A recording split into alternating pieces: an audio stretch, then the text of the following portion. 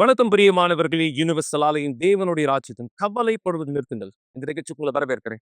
தேவன் நேற்றும் இன்றும் என்றும் மாறாதவராயத்தில் இருக்கிறார். ஆம், தேவன் மாறாதவர். நேற்று உங்களுடன் நாங்கள் பேசியிருந்த பிரகாரம் அவரிடத்தில் வருகிறவர்கள் விசுவாசத்தோடு இந்த இடத்தில் வரும்பொழுது தேவனுடைய பதில்கள் இந்த இடத்தில் எனக்கு உண்டு என்கிற ஒரு விருப்பத் மூலவராய் அவர்கள் வரும்பொழுது தேவன் பதில் கொடுக்கிறவராய் இந்த இடத்துல இருக்கிறார். இந்த நேரம் தேவனுடைய வார்த்தையை நான் உங்களோட இடத்துல பேசுவதற்கு முன்பாக அவர் இன்று உங்களுக்காக வைத்திருக்கிற இந்த காரியத்தை உங்களுக்காக இடத்துல கற்றுக் கொடுப்பதற்கு முன்பாக ஒரு அருமையான சாட்சியை நீங்க பார்க்கணும் இடத்துல விரும்புகிறேன். மரணத்தை இந்த இடத்துல சந்திக்க வேண்டிய ஒரு நபர், மரணத்தை இந்த இடத்துல அவர் சந்திக்க வேண்டியது மட்டுமல்ல, அவர் இறந்திருக்கணும். ஆனா எப்படியாக தேவன் உதவி செய்தார். தேவன் அவர் மரணத்தை ஜெயிக்க மட்டுமல்ல, அவருடைய வாழ்க்கையை ஜெயிப்பதற்காகவும் உதவியானதை செய்திருக்கிறார். அசுத்தம் இவருடைய ஆத்மாவை திருட விரும்பினார். ஆனா தேவன் அந்த ஆத்மாவை விடுதலையாக்கினார், குணமாக்கினார். இன்று சாட்சியாக பல மக்களுக்கு உதவி செய்யக்கூடிய வாழ்க்கையாய் இந்த நபரை மாற்றியிருக்கிறார். இது எப்படி நடந்தது? ஏன் இந்த நபர் தேவனிடத்தில் விசுவாசம் உள்ளவராய் இடத்துல வந்த பொழுது தேவன் இவருக்கு உதவி செய்தார் என்று எப்படியாக சொல்ல முடியும்? இந்த சாட்சியை பார்த்து நீங்களே கூட தெரிந்து கொள்ளுங்கள். சாட்சியை பாருங்க. இவருடைய வாழ்க்கையில் நடந்தது எல்லாமே இவர் எடுத்த தீர்மானம். அந்த தீர்மானத்துல இவர் விளைவுகளை சந்திச்சார். எனக்கு சரியா 10 வயசுல என்னுடைய அப்பா என்னை கொலை செய்ய முயற்சி பண்ணார். அவர் இந்த மாதிரி ஒரு பிரிட்ஜுக்கு மேலே கொண்டு போய் இந்த மாதிரியான வார்த்தைகளை என்கிட்ட சொன்னாரு. நீ பிறந்ததே பிரயோஜனம் இல்லை, நான் தான் உன்னை உலகத்துக்கு கொண்டு வந்த, நானே இந்த இடத்த விட்டு உன்னை எடுத்துடுறேன். அப்புறம் நான் சொன்னேன், அப்பா என்னை கீழே கூட தூக்கி போடுங்க, நான் கீழே விழுந்து இறந்துட்டேன்னா பரவாயில்ல, பிரச்சனை இல்லை. ஆனால் நான் ஒரு வேலை இறக்கலைன்னா ஒரு பெரிய மோசமானவனா நான் மாறிடுவேன். இந்த வார்த்தைலாம் எனக்குள்ள ஒரு நரகமா இருந்தது. அந்த வெறுப்பு எனக்குள்ள இருந்தது, அந்த எரிச்சல், இது எல்லாமே எனக்குள்ள இருந்தது. எனக்கு தெரியும், ஒரு நாள் இது எல்லாத்தையும் நான் வெளியே விட்டுருவேன். அந்த நாள் வந்துச்சு. எனக்கு சரியா 11 வயசா இருந்தது. நான் முதல் ஒரு ஆளை கொலை செஞ்சேன். அப்போ ரொம்ப சின்ன பையனா இருந்தார். நான் சீர்திருத்தும் பள்ளியில் தள்ளப்பட்டேன். அந்த இடத்துல நான் ஒரு படிப்பாறை மாதிரி இருக்கும், கற்றுக் கொடுப்பாங்க. அது ஒரு பள்ளிக்கூடம் மாதிரி, சீர்திருத்த பள்ளி. அங்கே தான் நான் நிறைய தவறான விஷயத்தை கற்றுக்கிட்டேன். நான் அந்த இடத்த விட்டு வெளியே வரும்போது நான் செஞ்ச முதல் விஷயம், அங்கே கற்றுக்கின எல்லா விஷயத்தையும் நான் வெளியே செஞ்சேன். ஃபாலசனுடைய இந்த முறை வெறுப்பு, கோபம் இருந்த இந்த நபர் இப்போ ஒரு கூலிக்காக கொலை செய்கிற ஒரு ஆளாக மாறிட்டார். போயிட்ட பிற்பாடு அங்கே தான், அந்த இடத்துல தான் நான் நிறைய தவறான விஷயம்லாம் பண்ண ஆரம்பித்தேன். எக்கச்சக்கமான விஷயம், நான் கற்பனை பண்ணி பார்க்காத விஷயத்தெல்லாம், நான் அவமானப்படுற விஷயத்தெல்லாத்தையும் செஞ்சேன். அங்கே என்னுடைய அம்மா அங்கே நான் நல்ல பையனு நினச்சிருந்தாங்க. ஆனால் உண்மை தெரிய வந்தது, நான் நல்ல பையன் இல்லை, நான் ஒரு மிருகம்தான் அப்படின்னு அவங்க கண்டுபிடிச்சாங்க. அப்புறமா எனக்குள்ளே இருந்த ஒரு ஆசை, கொலை செய்கிறது எல்லாரையும் கூலிக்காக. நான் ஒரு முறை ஒருத்தனுடைய உயிர் எடுத்து எங்கள் அம்மா கண்ணுக்கு முன்னாடியே, அது நடந்த பிற்பாடு எங்கள் அம்மா கவலை அடைஞ்சாங்க, ரொம்ப பயந்துட்டாங்க. என்னுடைய பையன் ஒரு கொலைக்காரனாக மாறி இருக்கானே அப்படின்னு. நான் ஒரு மனுஷனாவே என்னை பார்க்கல, நான் ஒரு மிருகமாக தான் என்னை பார்த்தேன். ஏன்னா எனக்குள்ள எதுவுமே இல்லை, எனக்குள்ள என் மேலே அன்பே இல்லை. ஆண்டவர் மேலே எனக்கு அன்பே இல்லை. என்னை பொறுத்த வரைக்கும் நான் தான் ஆண்டவர். எனக்கு யார் மேலேயும் அன்பும் இல்லை, நான் பாசமாக வைக்கல. எனக்குள்ள ஒரு யோசனை, ஒரு எண்ணம் இருந்தது, நான் இப்படி தான், நான் தான் பெரியவன், என்னை யாராலையும் பிடிக்க முடியாது, என்னை யாராலையும் அசைக்க முடியாதுன்னு நினச்சேன். ஆனால் அந்த ஒரு நாள் என்னுடைய வேலைக்காக நான் சில பொருட்கள்லாம் கொண்டு வந்த ஆயுதங்கள் எல்லாத்தையும், அதை நாங்கள் திருடி கொண்டு வந்தோம். துப்பாக்கிகள், அப்புறம் எல்லாத்தையும் என்னுடைய காரில் நான் வச்சுருந்தேன். அப்போ அந்த நேரம் போலீஸுங்க என்னை துரத்த ஆரம்பித்தாங்க அவங்களுடைய காரில். அப்போ என்னுடைய வேகம் சரியாக 120 140, இந்த அளவுக்கு நான் வேகமாக ஓட்டிட்டு அவங்ககிட்ட இருந்து தப்பிக்க முயற்சி பண்ணேன். அந்த நேரத்தில் தான் சரியாக பின்னாடி இருந்த ஒரு போலீஸ்காரர் என்னுடைய தலையிலேயே சுட்டார். ஒரு குண்டு என்னுடைய தலை மேலே படப்பட்டுச்சு. அது பட்ட உடனே என்னுடைய காரோடு சேர்ந்து நான் சாஞ்சிட்டேன். நிலைமை ரொம்ப மோசமாக தள்ளப்பட்டது. சரியா என்னுடைய தலையினுடைய எலும்பு உடஞ்சி உள்ள குத்திக்கிடுச்சு சதையோட சேர்த்து. என்னுடைய 5 முறை சிகிச்சை பண்ணாங்க என்னுடைய தலைக்கு அந்த குண்டை எடுக்கிறதுக்காக. அது மட்டும் இல்லை, உள்ள சில கண்ணாடி துளி எல்லாமே குத்தி இருந்தது. ஒரு 2% மட்டும்தான் நான் பிழைச்சிருக்க கூடும். நான் கண்ணை முழிச்சு பார்க்கும்போது வெறும் 2 மாதம் இருந்த மாதிரி தான் இருந்தது. ஆனால் அப்போ தான் எனக்கு தெரிய வந்தது, அது கிட்டத்தட்ட 1.5 வருஷத்துக்கிட்ட ஆயிடுச்சு. அந்த நிலைமையில என்னை பார்த்துக்க யாருமே என் கூட இல்லை. நான் வெறும் கீழே ஒதுக்கப்பட்டேன், தள்ளப்பட்டேன். என்னை பார்த்துக்க யாருமே இல்லை. நான் மட்டும்தான் தனியாக அந்த இடத்துல இருந்தேன். யாருமே என்னை பார்த்துக்கல. ஆனால் எனக்கு நினைவு தெரிஞ்ச பிற்பாடு என்னுடைய வலது கையில் வலது கால்லாம் அசைவு போயிடுச்சு. நானும் கண் முழிச்சு பார்க்கும்போது என்னை செயினில் கட்டி போட்டு வச்சுருந்தாங்க. ஏன்னா என்னை சிறைச்சாலையில் வச்சு என்னை சிகிச்சை பார்த்துட்டு இருந்தாங்க. அங்கே யாருமே எனக்கு உதவி செய்யல இல்லை. பக்கத்தில் பார்த்துக்கோ யாருமே என் கூட இல்லை. என்னுடைய துணியை, என்ன குளிப்பாட்ட, என்னுடைய சில மோஷன் பண்ணாத உதவி செய்ய யாருமே என் கூட இல்லை. அந்த கடினம் எனக்குள்ளே இருந்தது. சாப்பாடு யாரும் ஊட்ட எனக்கு யாருமே இல்லை. சாப்பாடு ஊட்டுறது கூட யாருமே இல்லை. நான் நினச்ச யாருமே கூட இல்லை. என்னை ஏன் விட்டாங்க இந்த மாதிரி?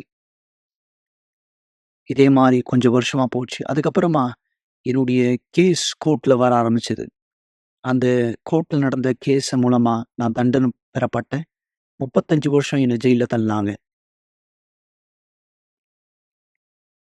35 வருஷம் பெறப்பட்ட இந்த தண்டனை இவர் சரீரத்தை மட்டுமல்ல, இவர் ஆத்துமாவையும் வெறுமை மூலமாய் நிரப்பப்பட்டது. எனக்குள்ள ஒரு வெறுமை முழுசா நிரம்பி இருந்தது. அந்த வெறுமையை விட்டு நான் சில நேரத்தில் என்ன நாளே கொல்லுக்கலாம் கூட நினைச்சிருக்கேன். சரியா அந்த நிலைமையில நான் இப்படிதான் யோசிச்சுட்டு இருந்தேன். என் வாழ்க்கையை நான் எடுத்துடுறேன், நான் செத்து போயிடுறேன். அப்போதான் சரியா யூனிவர்சல் ஆலயத்திலிருந்து வரப்பட்ட அந்த குழு சிறைச்சாலைக்குள்ள ஜெபம் பண்ண வந்தாங்க. நான் அதுக்கப்புறம் வந்தேனா, ஆண்டவரே சொன்ன, ஆண்டவரே எனக்கு ஒரு வாய்ப்பு கொடுப்பீங்களா? ஆண்டவரே நீங்க உண்மையாவே இருக்கீங்கன்னு எனக்கு தெரியாது. நீங்க உயிரோடு இருக்கீங்கன்னு எனக்கு தெரியாது. நான் ரொம்ப மோசமானவன் பார்க்குறீங்க. நான் ரொம்ப மிருகமானவன். உங்க இடத்துல நான் இருந்தேன்னா கண்டிப்பா நான் என்னை மன்னிக்க மாட்டேன். ஆனா என்கிட்ட இருக்கிற ஒரு சிறந்த ஒரு விஷயத்த நான் தரேன். அது எனக்குள்ள நான் வச்சுட்டே இருந்தேன் எப்பவுமே. அது நான் கொடுக்குறேன். அதான் என் வார்த்தையை தரேன். நான் சக்தியாகவும் அந்த வார்த்தையை தரேன்.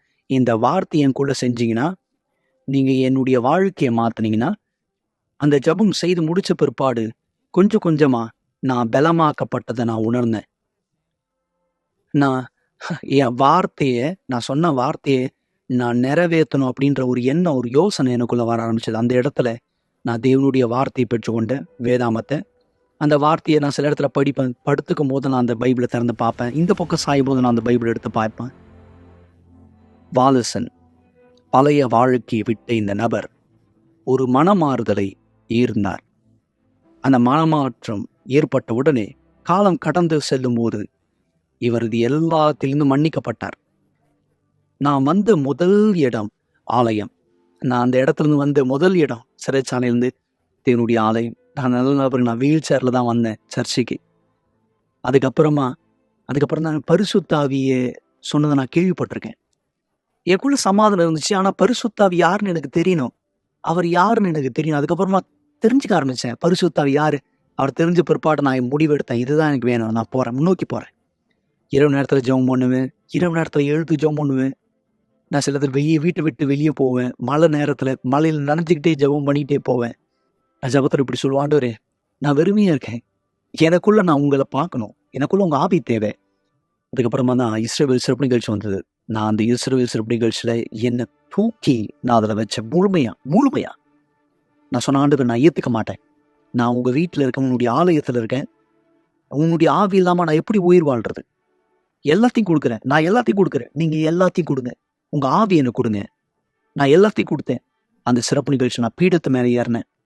அந்த பீடத்து மேலே நான் ஏறிய வாழ்க்கை கொடுத்த பிற்பாடு என் தியாகத்து மூலமா ஆண்டவரே நான் சொன்ன, ஆண்டவரே இது என் தியாகம், இது என் வாழ்க்கை, நான் கொடுத்துட்டேன்.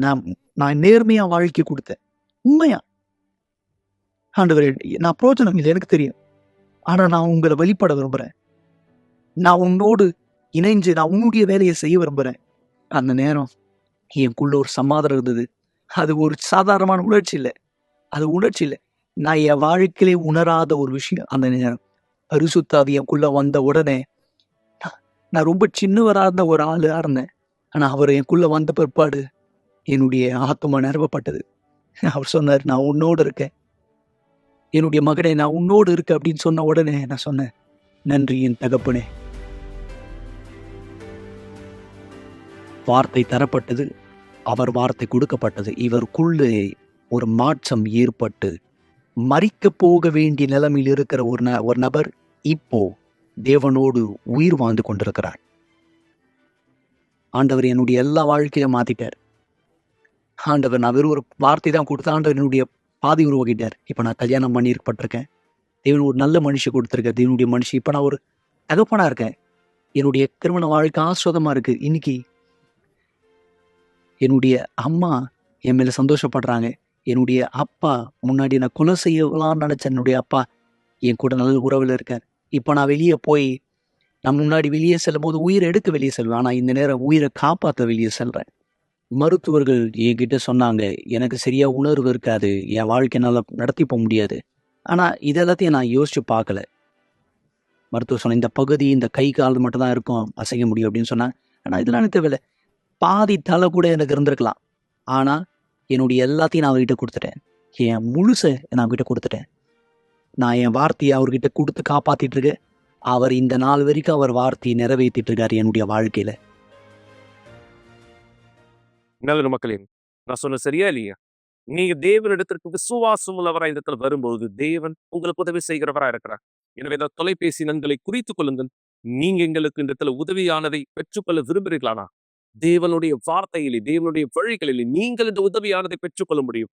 மிக நிச்சயம் உங்களுடைய எல்லா கவலைகளை ஜெயிக்க தேவன் உங்களுக்கு உதவி செய்கிறவரா இந்த இடத்துல இருக்கிறார்.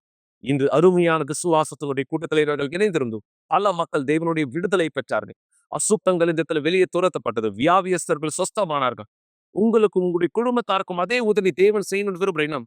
விசுவாசத்தோடு எங்களோடு தேவனுடைய வார்த்தையின் வல்லமை நிறைவேற்றப்படும்படியே இந்த கூட்டங்களிலே இணைந்தவரார்கள். குறிப்பா இந்த வருகிற ஞாயிற்றுக்கிழமையும் கூட இது குறித்து நான் உங்களோடு பேசுகிறேன். அதற்கு முன்பாக இங்கு தேவனுடைய வார்த்தையானதை இந்த இடத்துல கவனிங்க. அவர் இங்கு நமக்கு கற்றுக் கொடுத்த இந்த காரியத்தை புரிந்து கொள்ளும்படியாக பிலிப்பியர் 3ஆம் அதிகாரம் 1ஆம் வசனத்திலே, மேலும் என் சகோதரரே, கர்த்தருக்குள் சந்தோஷப்படுங்கள். எழுதினவைகளையே எழுதுவது எனக்கு வருத்தம் அல்ல, அது எங்களுக்கு நலமாய் இருக்கும். தொடர்ந்து, நாய்களுக்கு எச்சரிக்கையாயிருங்கள், பொல்லாத வேலையாட்களுக்கு எச்சரிக்கையாயிருங்கள், சுண்ணத்துக்காரர்களுக்கு எச்சரிக்கையாயிருங்கள். இங்கு இந்த வார்த்தை நமக்கு எச்சரிப்பை கொடுக்கக்கூடிய வார்த்தையானதா இருக்கிறது. எப்படியான எச்சரிக்கை?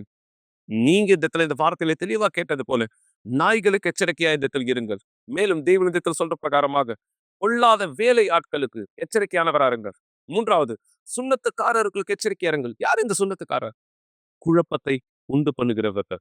ஆம், ஒருவரை குறித்து இன்னொரு இடத்திலே தவறாக பேசுகிறவர். அந்த வேலை ஸ்தலத்துல வீட்டுக்குள்ளாக ஒரு குழப்பவாதி ஒருத்தங்க இருப்பாங்க. உங்க பலருடைய வாழ்க்கைக்கு இது சம்பந்தப்பட்டதா இடத்துல இருக்கலாம். அப்படியான குழப்பத்தை உண்டு பண்ணுகிறவர்களிடத்தில் எச்சரிக்கையா இருங்க. எல்லா வார்த்தையும் எடுத்து நம்ம அதை சோதித்து பாருங்க. தேவன் இந்த எச்சரிப்பானதை நம்ம கொடுக்கிறார். எனவே தேவன் உங்களுக்கு இந்த எச்சரிப்பானதை தருகிறார். நீங்க கேட்கிற வார்த்தை என்ன என்பதை சோதித்து பார்க்க நீங்க கவனம் உள்ளவரா இருங்க. குறிப்பாய் சுண்ணத்துக்காரர்கள், குழப்பத்தை உருவாக்குகிறவர்கள் உங்க மத்தியில் எதிர்த்துல இருக்காங்கன்னா அந்த வார்த்தை எல்லாவற்றையும் நம்ம அதிகம். நீங்க தேவனுடைய வல்லமையும் அவருடைய பதிலையும் பெற விரும்பினேப்பானா கவனம் உள்ளவராய் இடத்துல இருக்கும். தேவன் இந்த எச்சரிப்பானதை உங்களுக்கு இந்த இடத்துல கொடுக்க விரும்புகிறார். ஆமக்களே, தேவன் உங்களுக்கு உதவி செய்ய விரும்புகிற காரணத்தினாலே. எனவே தேவன் இப்படியான சூழலை நீங்க கடந்து போகிறவர் ஊரா இந்த இடத்துல இருந்தா இதுல இருந்து உங்களை விடுதலையாக்க விசுவாசத்தோடு எங்களது இந்த இடத்துல இணைந்திருங்க. இந்த ஜெபத்தை நான் உங்களோட சேர்த்துக்கும் பாகம் இந்த வாழ்க்கை மாற்றத்தினுடைய சாட்சி பாருங்க. பிற்பாடு ஜெபத்திலே நாம் ஒன்றிணைந்தவராய் இந்த சுண்ணத்துக்காரர் மத்தியில் இருந்தும் நீங்கள் எச்சரிக்கையோடு உங்கள் வாழ்க்கையை, உங்கள் குடும்பத்தை பாதுகாத்துக் கொள்ள ஒன்றிணைந்து ஜெபம் செய்யலாம். வணக்கம், என் பேர் ஆண்டர்சான் பட்டேலி. எனக்கு 40 வயசு ஆகுது. உணவுத்துறை சார்ந்த தொழில்ல நான் ஈடுபட்டுக்கிட்டு இருக்கேன். ஏமாற்றம் என் குடும்பத்துடைய கனவையே அழிச்சிருச்சு. எங்க அப்பா எங்களுக்கு ஒரு நண்பர் போல, என்ன, எங்க அம்மாவை, என்னுடைய தங்கச்சிகளை எல்லோருமே நல்ல விதமா நடத்துவாரு. ஆனா திடீர்னு எங்களை விட்டு விலகிட்டாரு, என் குடும்பத்தை விட்டு விலகிட்டாரு. என்ன, எங்க அம்மாவை, என்னுடைய சகோதரிகளை எல்லாரையும் விட்டு விலகிட்டாரு. அதனால எல்லாமே அழிஞ்சு போச்சு. என்னுடைய தம்பி ஹாஸ்டல்ல சேர்ந்துட்டான். என்னுடைய தங்கச்சிக்கு திருமணமாயி அவ போயிட்டா. நானும் எங்க அம்மாவும் மட்டும்தான் தனிமையில இருந்தோம். எங்க அம்மா மன அழுத்தத்துல ரொம்பவும் கஷ்டப்பட்டாங்க. அதனால எனக்கு ரொம்ப பயமா இருக்கும். எங்க அம்மா அடிக்கடி சொல்லுவாங்க என் வாழ்க்கை முடிஞ்சிருச்சுன்னு. அதனால எனக்கு அவங்கள ஒரு நாள் நான் மரண படுக்கையில பார்க்க போறத நினைச்சு ரொம்பவும் பயமா இருக்கும். என் உடம்பு முழுவதும் நீர்க்கட்டிகளானது வந்தது. என் வாழ்க்கையிலும் என்னுடைய தாயாருடைய வாழ்க்கையிலும் சோகமும் பிரச்சனைகளும் மட்டும்தான் நிறைஞ்சிருந்தது. ஏன்னா இந்த மாதிரியான விஷயங்கள் எங்க வாழ்க்கையில நடக்கும்னு நாங்க எதிர்பார்க்கவே இல்லை. அதன் பிற்பாடு நான் ஒரு நபரை சந்திச்சேன். பல நாள் நாங்க டேட் செஞ்சோம். அதன் பிற்பாடு திருமணம் செஞ்சு கொண்டோம். இருந்தாலும் 6 மாசத்துக்கு பிற்பாடு எங்க அம்மாவுக்கு நடந்த அதே ஏமாற்றம் என்னுடைய வாழ்க்கையில நடைபெற ஆரம்பிச்சது. என்னுடைய கணவரை நான் பாதுகாவலனா வச்சிருந்தேன். நான் எங்க அப்பா கிட்ட என்னெல்லாம் எதிர்பார்த்தேனோ அதை இவர்கிட்ட இருந்து எதிர்பார்த்தேன். அவர் தான் என்னுடைய பாதுகாப்புன்னு நான் நினைச்சேன். அவர் ஏமாத்துறாருன்னு தெரிஞ்சு கூட நான் அவர் கூட தான் இருந்தேன். அவர் இன்னொருத்தரோட தொடர்புல இருக்காருன்னு தெரிஞ்சு கூட நான் அவர் கூடவே இருக்க முயற்சி செஞ்சேன். நான் தங்கி இருந்த கிரவுண்ட்ல இருந்த மக்கள் எல்லோரும் உன் கணவரை நான் வேற ஒரு பொண்ணோட பார்த்தேன்னு சொல்லிட்டு இருப்பாங்க. ஆனா அதெல்லாம் அவர் வந்து என்கிட்ட அந்த பொண்ணு கர்ப்பமா இருக்கான்னு சொல்ற வரைக்கும் தான். ஏன்னா அது ரொம்பவும் மோசமானதா இருந்தது எனக்கு. எனக்கு அவரோட எந்த பிள்ளையோ கிடையாது. அதனால நான் மனைவிங்கிற பதவியை இழந்துட்டதா உணர்ந்தேன். என்னுடைய கஷ்டம் எல்லாமே ஜாஸ்தியாச்சு. அதன் காரணமா நான் மற்ற பெண்ணாயிட்டேன். இனிமேலும் அவருடைய மனைவியா இல்லை. இப்போ அந்த பெண் அவருக்கு மனைவி ஆயிட்டாங்க. என்னை ஏதோ ஒரு விதமா பார்க்க ஆரம்பிச்சிட்டாங்க. அதன் காரணமா நான் பலவீனமான மன அழுத்தத்துக்கு தள்ளப்பட்டேன். வீட்டுக்குள்ள எப்பொழுதும் ஒரு விதமான சோகம். ஆனா அவர் பண வாழ்க்கையில எனக்கு உதவி செய்யறாரு. எனக்கு எல்லா வசதியும் செஞ்சு கொடுக்கறாரு. அந்த காரணத்தினால நான் எந்த விதமான வேலைக்கும் போகணும்னு அவசியம் இல்லை. அவர் எனக்கு எல்லா வசதியும் செஞ்சு கொடுக்கறாரு. ஆனாலும் என்னுடைய சோகம் ஜாஸ்தி ஆயிட்டே இருந்தது. ஒவ்வொரு வாரமும் நான் வலியோட ஹாஸ்பிட்டல் போயிட்டு வர வேண்டியதா இருந்தது. வலியும் கஷ்டமும் நிறைஞ்சதா என் வாழ்க்கை மாற ஆரம்பிச்சது. நான் எதிர்பார்த்தது எல்லாமே ஒரு தந்தை இல்லாத பெண்ணுக்கு கணவர் தந்தையா இருக்கணுங்கிறது தான். நான் அதை அவர்கிட்ட இருந்து பெற்றுக்கொள்ளல. அவருக்கு என்கிட்ட பேசுறதுக்கு, என் கூட இருக்கிறதுக்கு நேரம் கிடையாது. ஆனா அவர் பண வசதி எல்லாவற்றையும் செஞ்சு கொடுப்பாரு. எங்க அப்பாவால எனக்கு கொடுக்க முடியாத வசதி வாய்ப்பு எல்லாவற்றையும் என் கணவர் செஞ்சாரு. ஆனா நான் அதை அவர்கிட்ட இருந்து இதை எதிர்பார்க்கல. ஏன் சொல்றேன்னா, இந்த பண வசதி வாய்ப்பு எல்லாவற்றையும் என்னாலேயே பெற்றுக்கொள்ள முடியும். நான் ஒருபொழுதும் இதுக்காக தேடிக்கொண்டு இல்லை. இன்னமும் என்னுடைய அன்பின் வாழ்க்கை மிகவும் வெறுமையா இருந்தது. இன்னும் சொல்ல போனோம்னா, அவர் வசதி வாய்ப்பு பண்ணி கொடுக்கறதுல நான் வாழ்றதுனால இன்னமும் எனக்கு பாதுகாப்பு அற்ற தன்மையை உணர வச்சது. இதன் காரணமாக எனக்குள்ள பலவிதமான எண்ணங்கள் தோன்றுச்சு. எனக்குள்ள தாழ்வு மனப்பான்மை, பயம், சோகம். இன்னும் சொல்ல போனால் எல்லா பெண்களும் காட்டிலும் எனக்கு ரொம்பவும் அதிக தாழ்வு மனப்பான்மை வந்துருச்சு. எனக்குள்ள கசப்பு மட்டும்தான் இருந்தது. இதன் காரணமா நீ எந்த பெண்களையும் காட்டிலும் ரொம்பவும் தாழ்த்தப்பட்டவன்னு தோண ஆரம்பிச்சிடுச்சு எனக்கு. அதன் காரணமா நான் கஷ்டப்பட்டேன். மேலும் அந்த பெண், என் கணவரோட தொடர்பு வச்சிருந்த அந்த பெண்ணோட என்ன நான் ஒப்பிட்டு பார்க்க ஆரம்பிச்சிட்டேன். அந்த காரணத்தினால அவங்க கிட்ட என்னெல்லாம் இருக்கோ அதோட நான் என்னோடத ஒப்பிட ஆரம்பிச்சிட்டேன். அவங்க கிட்ட சிறந்தது இருந்ததுன்னா ஏன் என்கிட்ட அந்த சிறந்தது இல்லைன்னு நான் என்னையே கேள்வி கேட்டுப்பேன். ஏன் இந்த மாதிரிலாம் என் வாழ்க்கையில நடக்குதுன்னு கேள்வி கேட்டுப்பேன். எங்க அம்மா செய்த மாதிரியே நானும் நல்ல மனைவியா இருக்கிறதுக்கு எல்லாமே செஞ்சிருக்கேனே.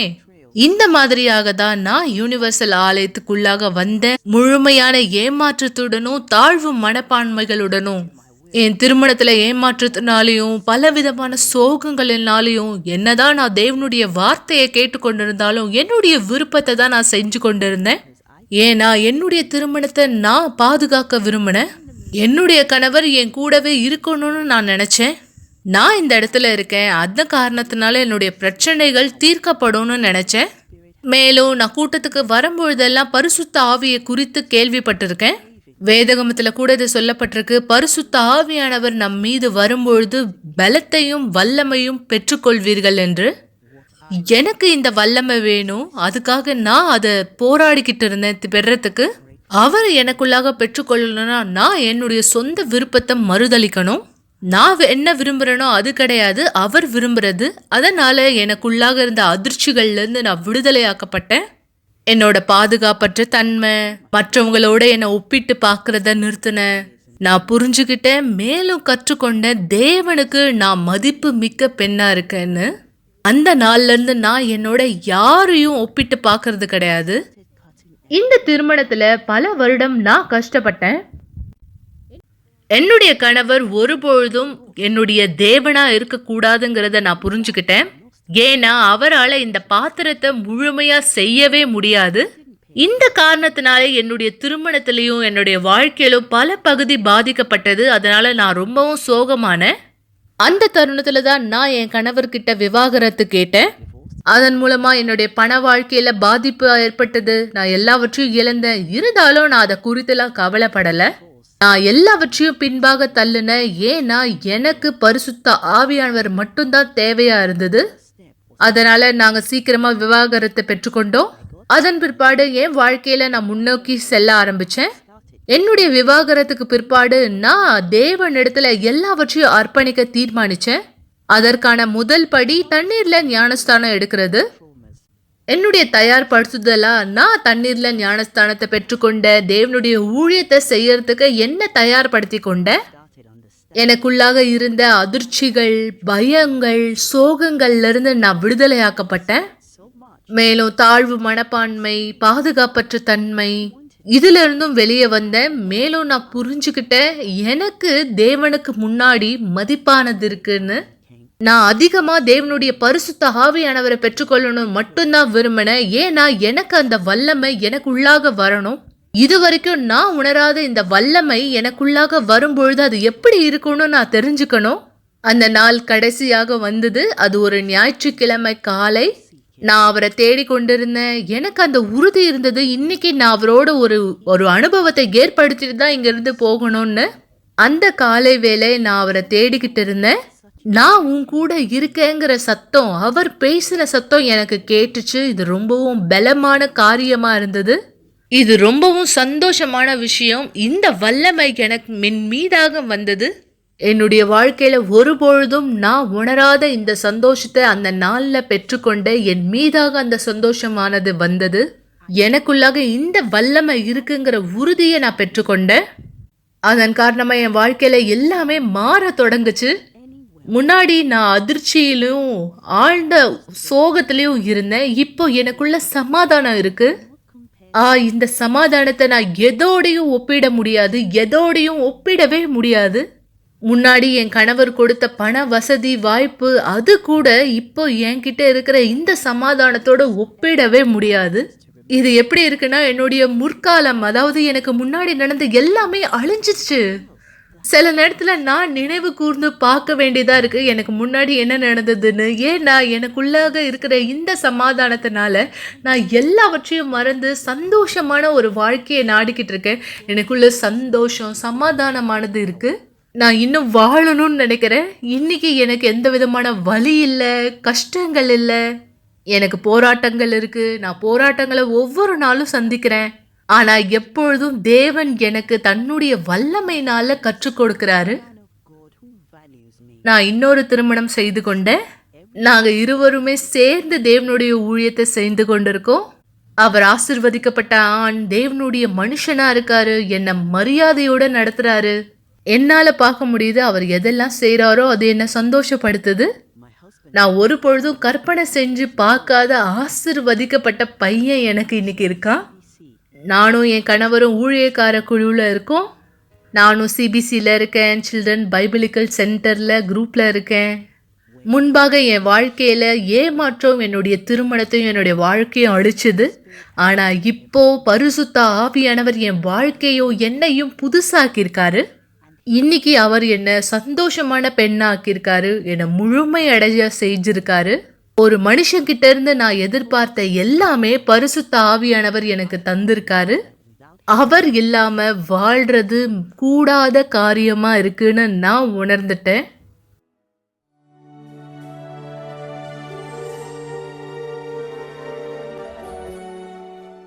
ஜெபம் தேவனுடனான நம்முடைய தொடர்பாகும். நீங்கள் சாட்சிகளை பார்த்தீர்கள், நீங்கள் வார்த்தையை கேட்டீர்கள். ஆனால் இப்பொழுது தயவு செய்து கண்களை மூடியிருங்கள். ஜெப நேரத்திற்காய் நாம் நம்மை ஆயத்தப்படுத்திக் கொள்ளலாம். இனாலுவராகிய இயேசுவே, என் தேவாவியானவரே, இதோ என் தேவனே, நீர் உம்முடைய வார்த்தை எங்களுக்கு இந்த இடத்தில் கொடுக்கும் பொழுது அந்த வார்த்தையில் எங்களுக்கான வழிநடத்துதலை கொடுக்கிறேன். ஆனால் குறிப்பா இன்று இந்த நாள் எங்களோட நீர் பேசின வார்த்தை வழிநடத்துதலாய் இந்த இடத்தில் இருப்பதோடு தாண்டி எச்சரிக்கையாகவும் இந்த இடத்தில் இருக்கிறது. இன்றைய நாய்கள் இடத்தில் நாங்கள் எச்சரிக்கையா இருக்கும்படியாக சொன்னீர்.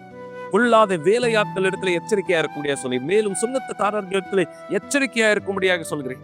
இன்றைய இதுதான் பல மக்கள் தங்களுடைய வாழ்க்கையில் இடத்தில் மிக மோசமான சூழ்நிலையை சந்திப்பதற்கு காரணமா இருக்கிறது. இன்றைய எத்தனை திருமணங்கள் உடைக்கப்பட்டதா இருக்கிறது. எத்தனை கணவன் மனைவிகள் விவாகரத்தை இங்கு தேடுகிறவரா இடத்தில் இருக்கிறார்கள். எத்தனை பிள்ளைகள் பெற்றோர்கள் மீதும் பெற்றோர்கள் பிள்ளைகள் மீதும் கோபம் உடையவராய், இந்த மனஸ்தாபம் உடையவராய், வீடுகள் இந்த பிரிக்கப்பட்டதாய், குடும்பங்கள் இந்த பிரிந்ததாய், எத்தனை மக்கள் இந்த வழியிலே இந்த வாழ்ந்து கொண்டிருக்கிறார்கள். எல்லாமே இந்த அசுத்தத்தினுடைய வேலைதான் காரணம். இந்த சுண்ணத்துக்காரர்கள் குழப்பங்களை உண்டாக்குகிறவர்கள், ஆண்டவனே, பிரச்சனை இந்த உருவாக்கி சூழலை இந்த மோசமாய் மாற்றுகிறவர்கள், அசுத்தங்களால் பயன்படுத்தப்படுகிறவராய் எத்தனை மக்களுடைய வாழ்க்கை இந்த அசுத்தம் அழித்துக் கொண்டிருக்கிறது. எனவே இதோ இந்த நேரம் இந்த எல்லா இருளின் வேலைகள், இந்த எல்லா குழப்பத்தினுடைய ஆவி, எல்லா இருளின் திட்டங்கள் இந்த தேவனை சபிக்கிறேன். உம்முடைய வல்லமையிலே இந்த மக்களுடைய வாழ்க்கை இந்த தேவனின் மாற்றப்பட இவர்கள் உமக்கு ஒரு அனுமதி கொடுப்பார்களா? அந்த ஒரு அனுமதியிலே நீர் எல்லாவற்றையும் இந்த மாற்ற இவர்களுக்கான வழிநடத்தலை கொடுக்கிறேன். அந்த வழிநடத்தலானது என்றென்றைக்கும் இவர்களுடைய தேவனாய் நீர் இருக்கும்படியாக, உன் சத்தத்தை கேட்டு கீழ்ப்படியும்படியாக இவருடைய வாழ்க்கையை நீர் நடத்துகிறேன். எல்லாமே உன் கைகளில் ஒப்படைக்கிறேன், ஆசீர்வதிக்கிறேன். எங்கள் தேவனை, எங்கள் ஆண்டவராகிய இயேசுவே, உம்முடைய திட்டம் நிஜமாகட்டும். இந்த மக்களுடைய வாழ்க்கையும் கைகளில் ஒப்படைக்கிறேன். விடுதலை, குணமாக்குதல், ஆசீர்வாதத்தை மறைக்கிறேன். இவருடைய வீட்டுக்குள் எந்த சூழ்நிலை இவர் கடந்து போய் கொண்டிருந்தாலும் அந்த சூழ்நிலையை ஜெயித்து உம்முடைய பெயர் மகிமைப்படுத்தும்படியான ஆசீர்வாதமான வீடாய் இந்த வீடு மாறும்படி இவர்கள் மீது உம்முடைய ஆசீர்வாதங்களை கட்டளையிடுகிறேன். இயேசு கிறிஸ்துவின் பெயரால், பரிசுத்த ஆவியானவரே, ஆமென். ஆமென். தேவன் உங்களுக்கு உதவி செய்யட்டும். இந்த விசுவாசத்திலே நகருங்கள் மக்களை. அவருடைய வல்லமையான கரம் உங்க வாழ்க்கை இந்த நடத்தட்டும். ஆம், இந்த விசுவாச நாளை மீண்டும் கூட்டத்தில் இணைஞ்சிருப்போம். குறிப்பாய் மறக்காதீர்கள், இந்த ஞாயிற்றுக்கிழமை காலை 9:30 மணிக்கு இந்த 2வது வாசல் அருகே உங்களுடைய வாழ்க்கை மீது தேவனுடைய விடுதலை வரும்படியும் ஆசீர்வாதம் வரும்படியும் இந்த சிறப்பான ஜெபத்தை நாம் செய்ய போகிறோம். எங்களோடு இணைந்திருங்க. தேவன் உங்கள் வாழ்க்கையை ஆசீர்வதிப்பாராக. ஒரு நாள் நீங்க கடைசியா இந்த உலகத்துல எழுந்துப்பீங்க. அந்த நாள் கடைசியான நாளா இருக்கும்.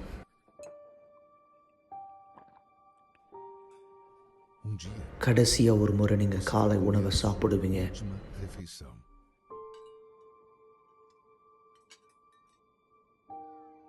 ஒரு நாள் உங்க குடும்பத்தினுடைய முகத்தை கடைசியா நீங்க பார்ப்பீங்க.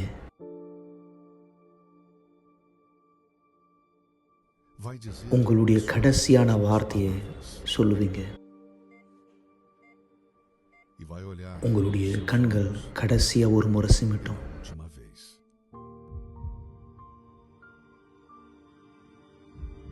உங்க இருதய துடிப்பு கடைசியா ஒரு முறை துடிக்கும்.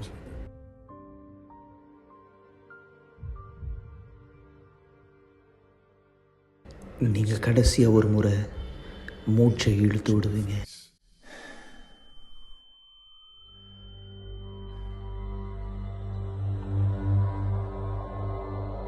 அந்த நேரம் உங்களுடைய ஆவிக்குரிய கண்களை திறக்கப்படும்.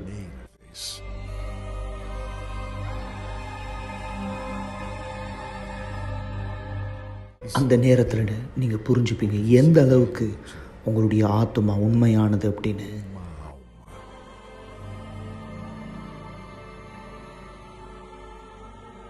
அந்த நாள் இந்த பூமியில நடந்தது எல்லாமே உங்களுடைய ஆத்மாவை காப்பாற்ற மட்டும் நீங்க புரிஞ்சுப்பீங்க. கடைசியா ஒரு முறை நீங்க அதை பார்க்குற நேரம் உங்க ஆத்மாவை வந்து கொண்டு போறது யாரு? அந்த நேரம் நீங்க யார்கிட்ட உங்க நேரத்தை கொடுத்தீங்களோ, யார்கிட்ட உங்க நாளை கொடுத்தீங்களோ, யார்கிட்ட உங்க விருப்பத்தை செஞ்சீங்களோ, யாரை நீங்கள் வணங்குனீங்களோ இந்த வாழ்க்கையில் இது உங்களை பதட்டப்படுத்துதா இல்லை இது உங்களை உறுதிப்படுத்துதா? உங்கள் கடைசி நாள் இந்த பூமியில் உங்களுடைய முதல் நாள் அமைய போது பரலோகத்தில் தேவனோடு சந்தோஷமா அல்லது நித்திய கால மரணம் நரகத்தில்?